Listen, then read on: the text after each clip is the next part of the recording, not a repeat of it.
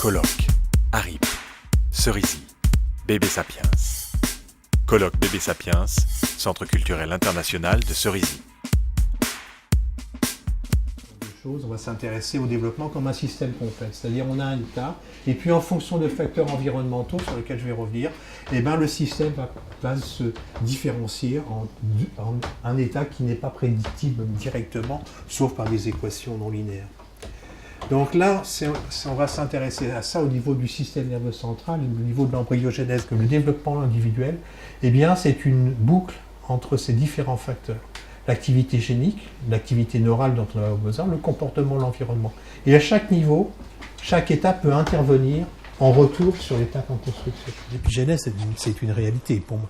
L'épigénèse, c'est quand je l'entends au sens premier, c'est l'expression séquentielle du gène en fonction des rencontres environnementales.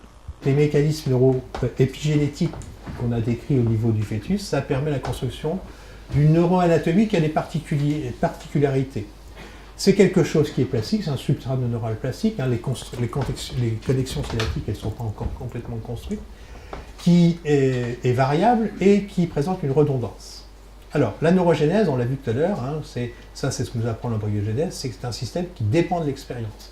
Par contre, les synaptogénèses, c'est-à-dire la mise en place des connexions synaptiques entre les neurones, elle va dépendre d'expérience, elle est en attente d'expérience. Les mécanismes de sélection qui permettent les apprentissages prénataux sont exactement de même nature que ce qu'on a après la naissance. Tous ces mécanismes de sélection qu'on va mettre en place à la fois le fœtus et après le bébé à la naissance, ils n'ont qu'une fonction, c'est de donner un sens à l'univers. Le processus de sélectivité donne un sens à l'univers. Vous pouvez nous en dire un tout petit peu plus, parce que ça c'est vraiment une ouverture formidable sur le sens qu'on peut donner à tous les comportements qu'on perçoit chez le bébé par exemple. Cette focale-là sur penser même in utero l'enfant, est-ce que ça, c'est pas sans impact sur la manière dont on peut penser la vie, dont on peut penser la relation avec les autres, dont on peut penser les pratiques entre nous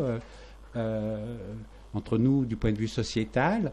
On voit qu'il y a une articulation toujours entre, au fond, des possibilités que nous donne la science, des possibilités que nous donnent certaines expériences de comprendre des choses, mais aussi comment pouvons-nous digérer et j'ai envie de dire mettre à leur place ces expériences-là pour que c'est un sens pour nous.